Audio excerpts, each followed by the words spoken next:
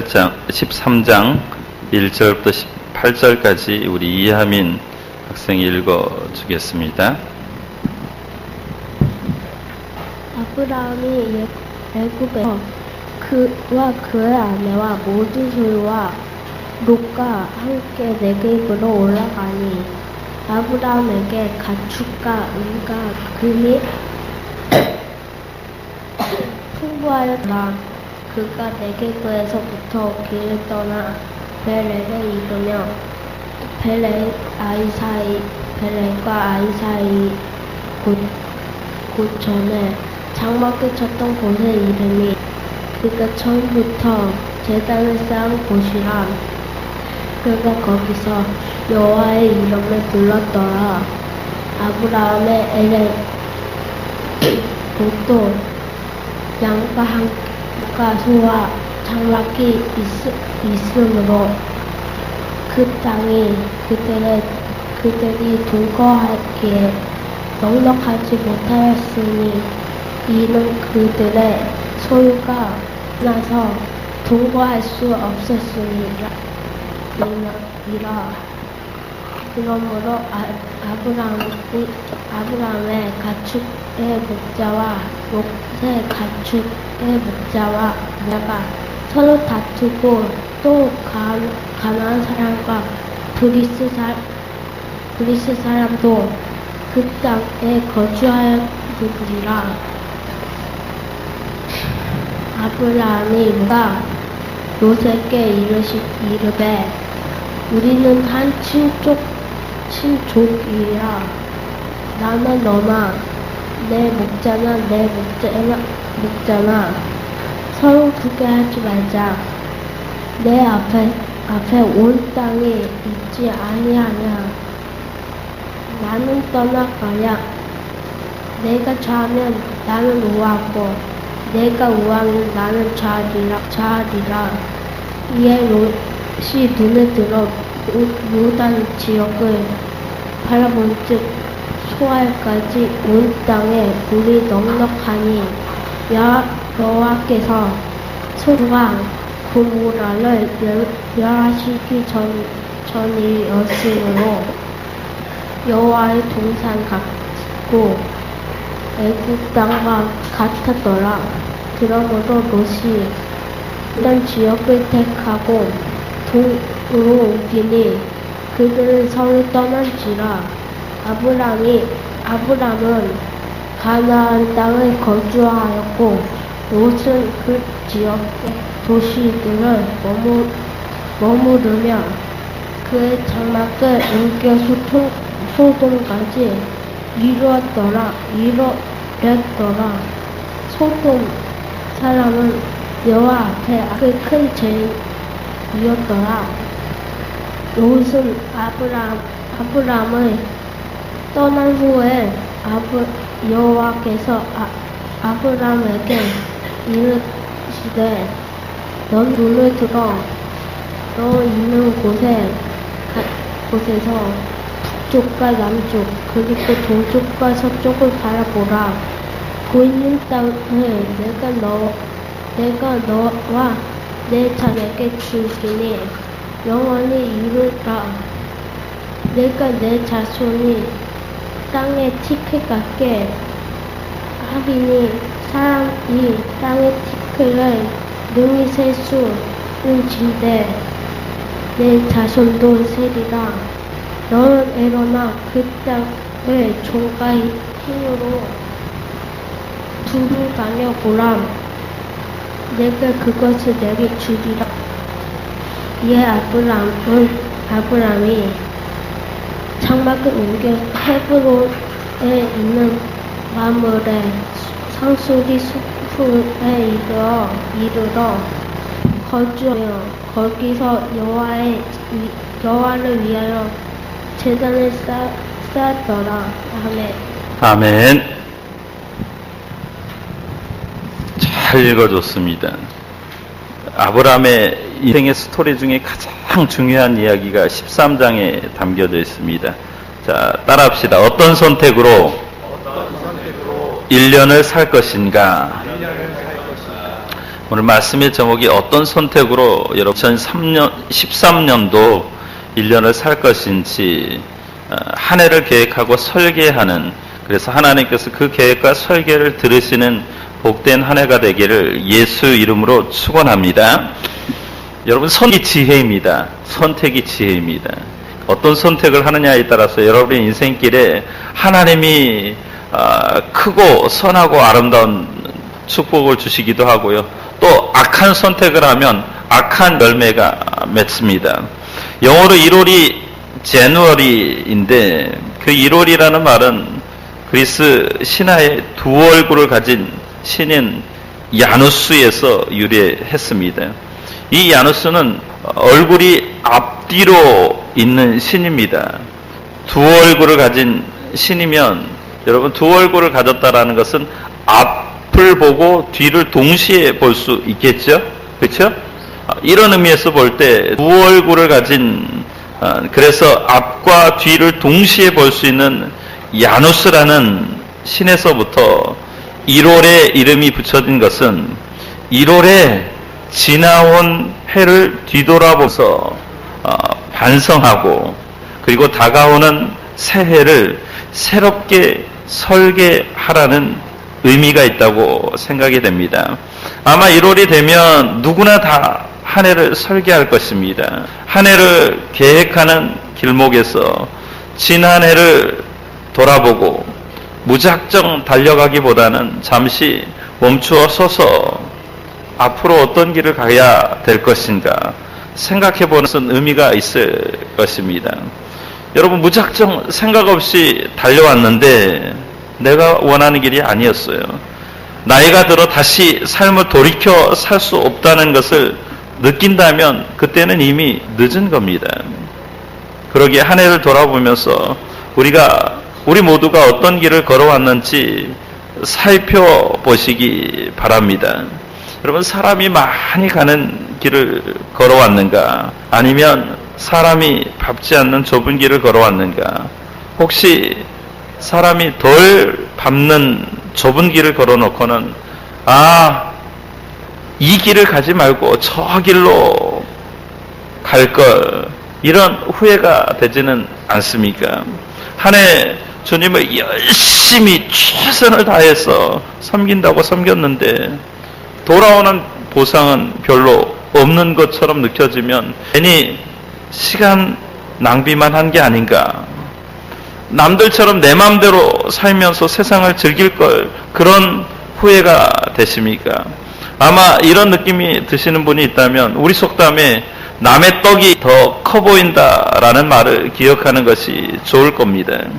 인간은 원래 남이 가진 것을 자기가 가진 것보다 동경하는 모순된 본능을 가지고 있습니다. 열렬한 연애를 한 끝에 이제 결혼을 해서 신혼여행을 가서 소위 꿈 같은 그런 첫날 밤을 보내고 나서 그 다음날 아침이 되었어요. 식당에 식사하러 내려갔는데 신랑이 다른 테이블에 앉아있는 커플의 신부가 예쁘다고 이죽거리는 말은 농담이 아닐 수 있습니다. 좋은 남자 만나서 행복한 가정생활을 꾸리면서도 가끔 첫사랑의 남자를 기억하는 여인이 있다고 해서 우리는 그 여인을 부정한 여인이라고 할 수는 없을 겁니다. 왜냐하면 우리 모두는 항상 남이 가진 것을 동경하거든요. 그래서 우리나라 속담에 보면, 우리나라 그 아리랑에 보면 이런 노래가 있어요. 보고도 못 먹는 것은 그림의 떡이고 보고도 못 사는 것은 남의 임의로구나, 이렇게 노래하고 있습니다. 진도 아리랑은 더 야합니다. 우리 전사님 고향이 진도거든요. 진도 아리랑에 보면 남의 집에 서방님은 사양내만 나는데 우리 집에 남구님은 땀내만 나네.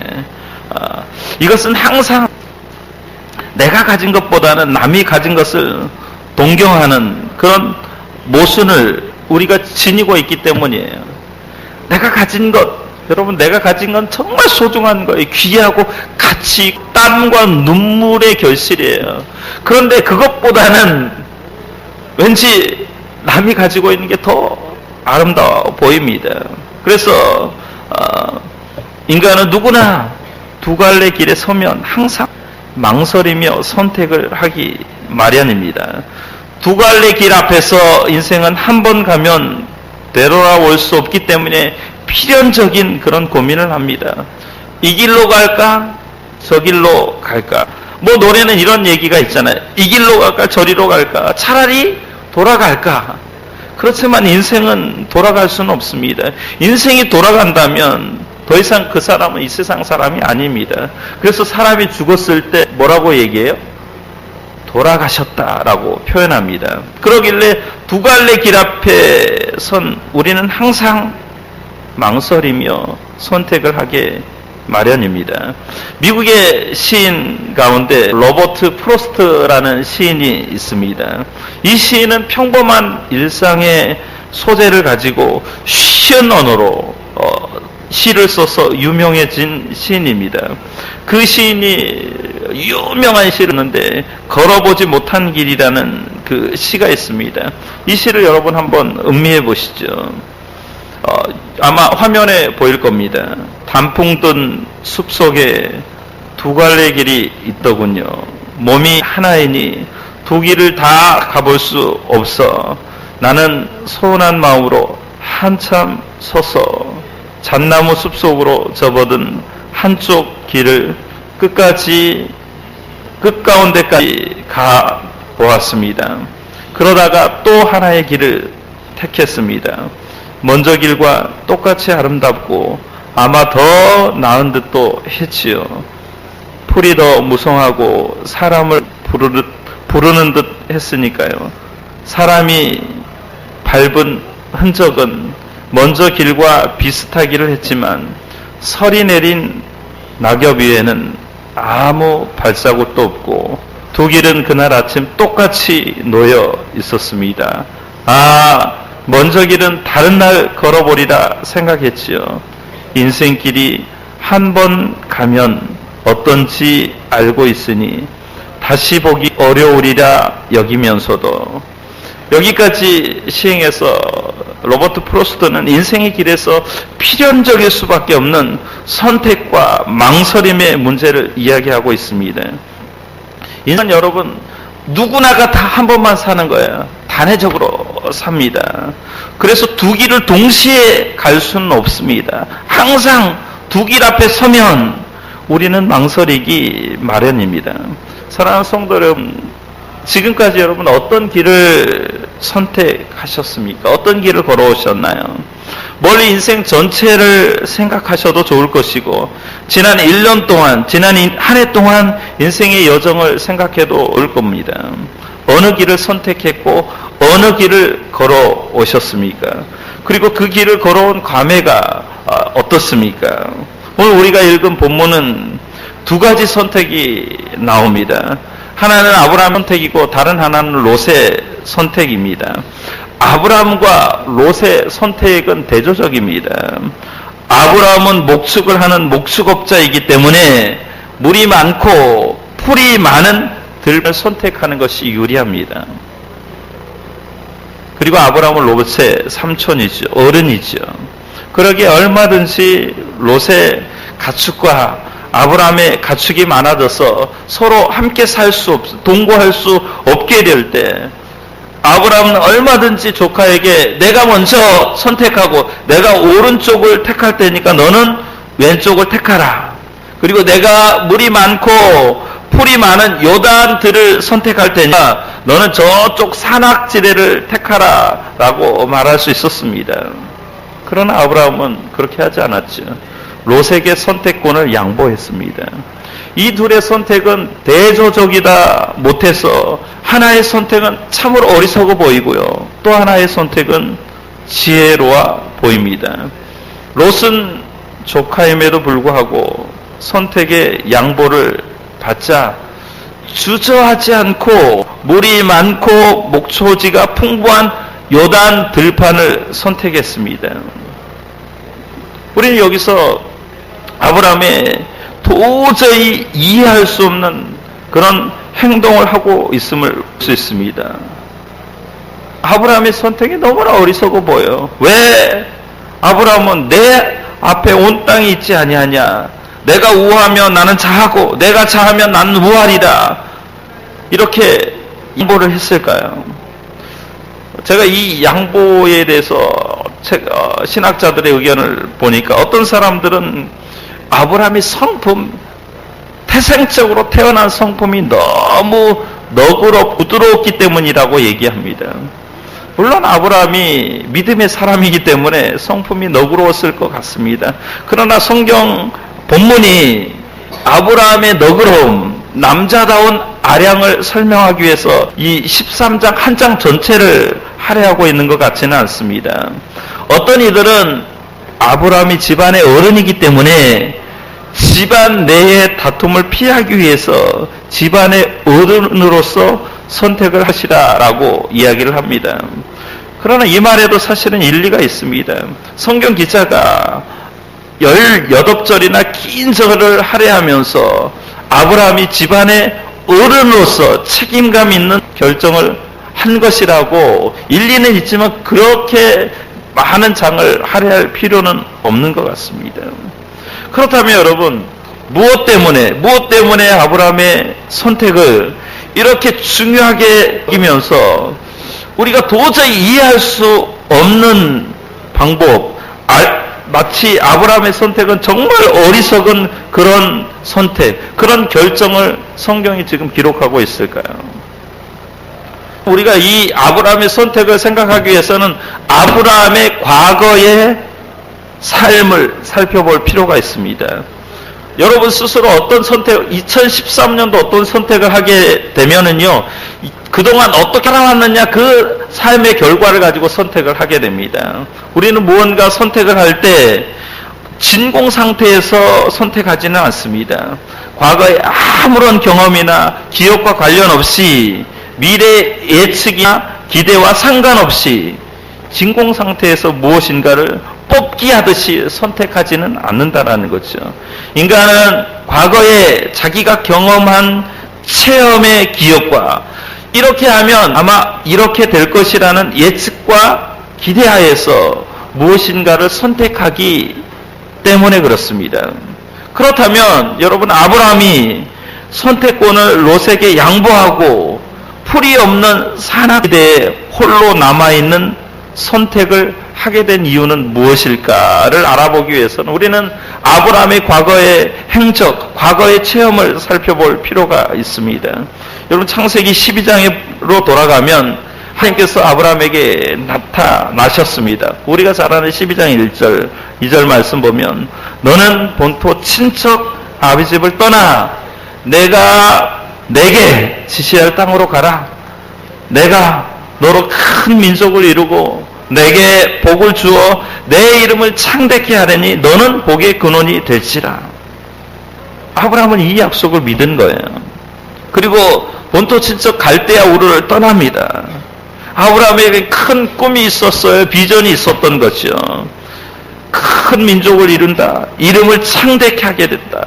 복의 근원이 되게 하겠다라는 그 약속을 믿고 자기 고향, 자기 친척, 친척 아비집을 떠났습니다.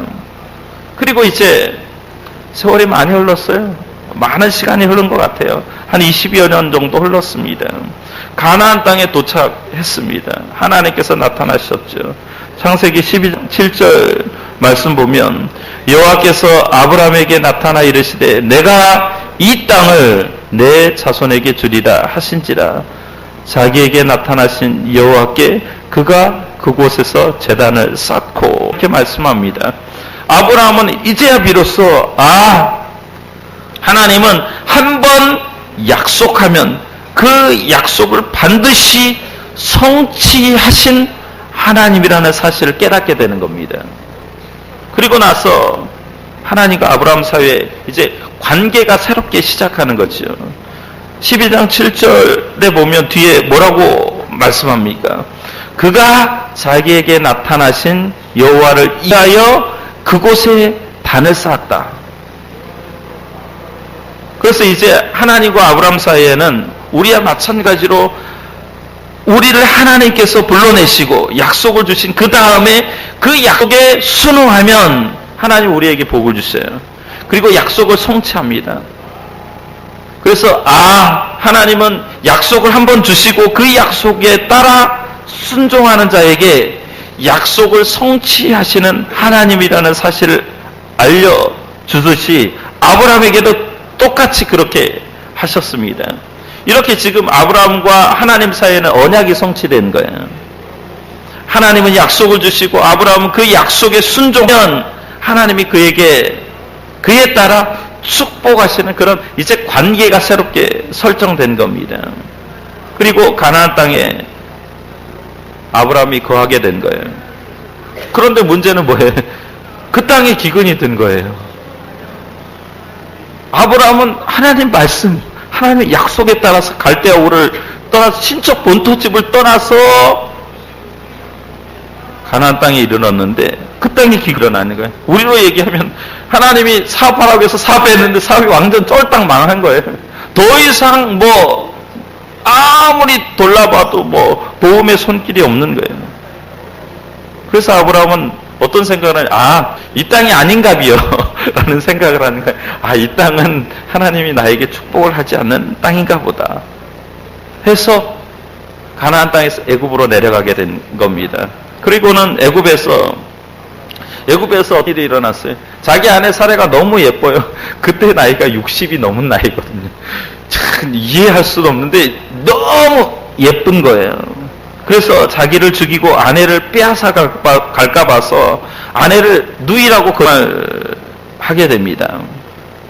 아마도 아브라함은 이때도 약속을 믿은 거예요. 자기를 통해서 큰 민족을 이루리라는 약속을 믿고 어떻게 인간적인 방법으로 자기의 목숨을 보존하라고 한 것으로 여겨집니다. 어찌됐든 예상한 대로 애굽의 바로는 사라의 미모에 끌려서 이제 사라를 궁으로 끌고 가게 되지요. 그리고 그 대가로 많은 돈을 아브라함에게 지불합니다. 그래서 아브라함이 큰 부자가 됐어요. 큰 부자가 됩니다. 여러분, 아브라함은 사실은 아내 사레를 누이라 할 필요가 없었습니다. 하나님의 약속을 믿고 사실 그대로 이야기하면 됐습니다. 그런데 아브라함은 아직까지는 하나님을 지금 그 정도로 신뢰하지는 못한 것 같습니다. 그러나 하나님께서는 사라를 그냥 그대로 내버려 두지 않았습니다. 사라를 데리고 간 바로를 징계했죠. 바로에게 재앙을 내려서 사라를 되돌리게 했습니다. 아브라함은 자기의 미련함에도 불구하고 자기에게 저주하는 자에게 저주를 내고 자기에게 복 주는 자를 복을 주시는 그 하나님을 경험하게 됩니다. 그래서 하나님은 이제 하나님이 어떤 분이신지에 대해서 점차 확실하게 알아가고 확실한 믿음이 생기게 된 거예요. 이 두 가지 경험은 아브라함의 인생을 송두리째 바꿔놓는 그런 경험이 된 겁니다. 애굽에서 오히려 부자가 되어서 돌아온 아브라함은 이제 가나안에 돌아온 후에 재산과 소유가 늘어났습니다. 그리고 롯의 가축과 아브라함의 가축이 점차 많아져서 함께 같이 살 수 없는, 동거할 수 없는 지경에 이르게 됩니다. 아브라함의 목자와 롯의 목자 사이에 분쟁이 일어나고 다툼이 이르게 되었습니다. 그때 아브라함은 롯에게 선택할 곳을 양보했습니다. 아브라함이 롯에게 선택한 곳을 양보했을 때 여러분, 롯은 어떤 모습을 하고 있는지 오늘 본문에는 여러분 10절에 나와 있습니다. 10절에 이에 롯이 눈을 들어 요단 지역을 바라본즉 소알까지 온 땅에 물이 넉넉하니 여호와께서 소돔과 고모라를 멸하시기 전이었으므로 뭐라고 얘기했어요? 거기다 빨간 줄을 쳐놓으십시오. 여호와의 동산 같고 애굽 땅과 같았더라.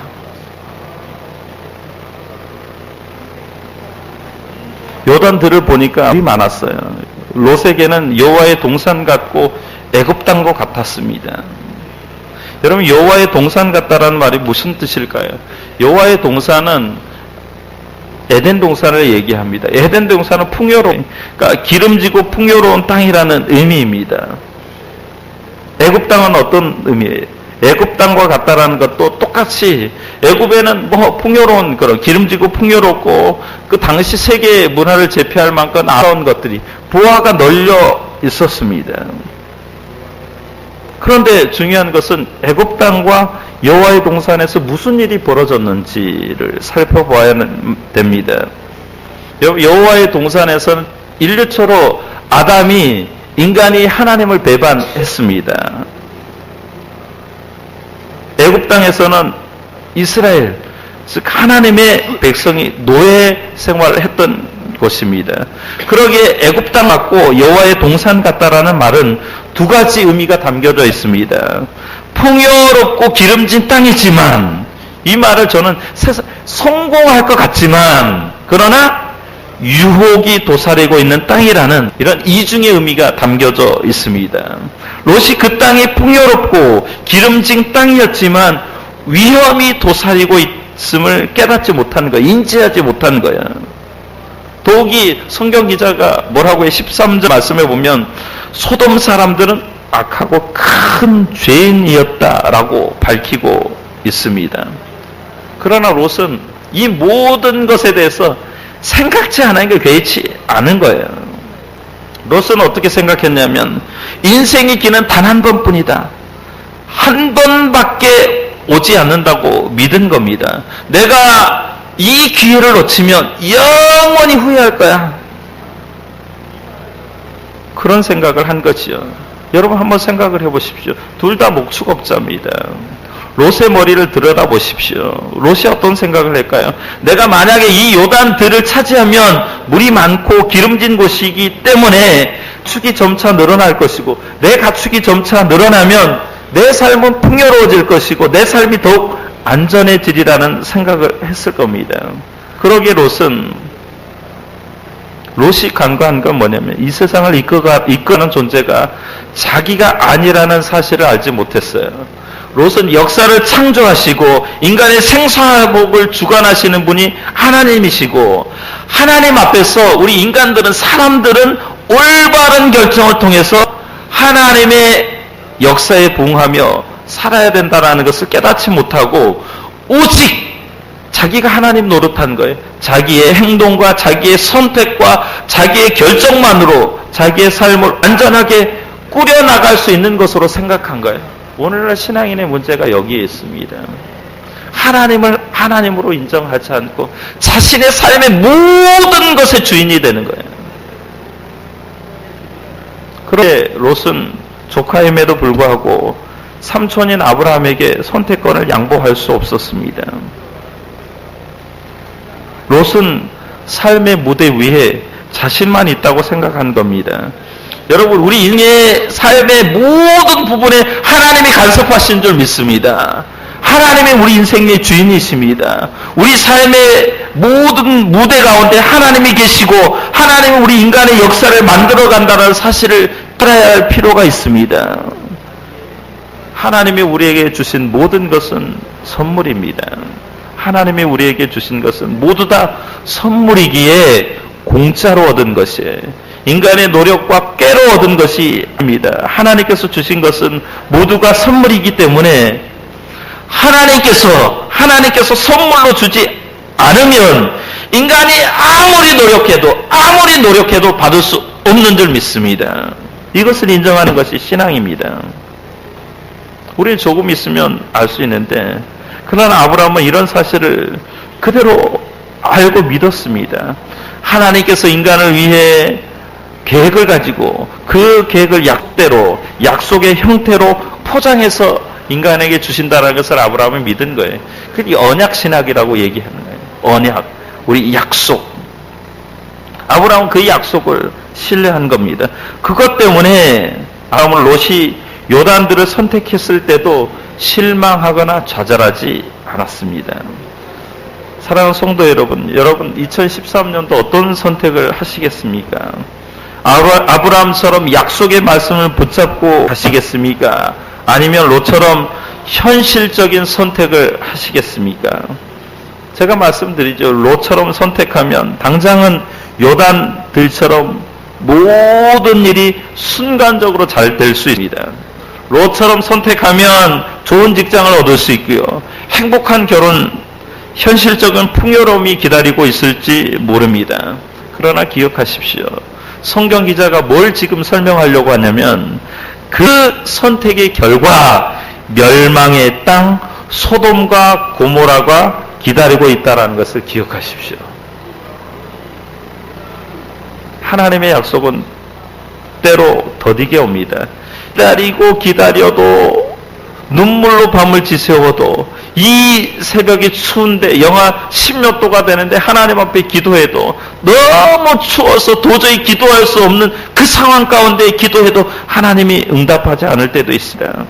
그러나 여러분, 약속은 반드시 더디게 오지만 하나님께서 이루시는 걸 믿으시기 바랍니다.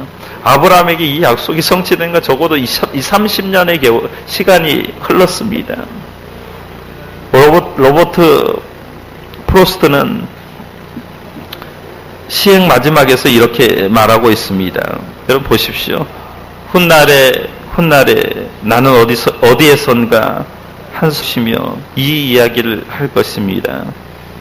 숲속에 두 갈래 길이 갈라져 있었다고.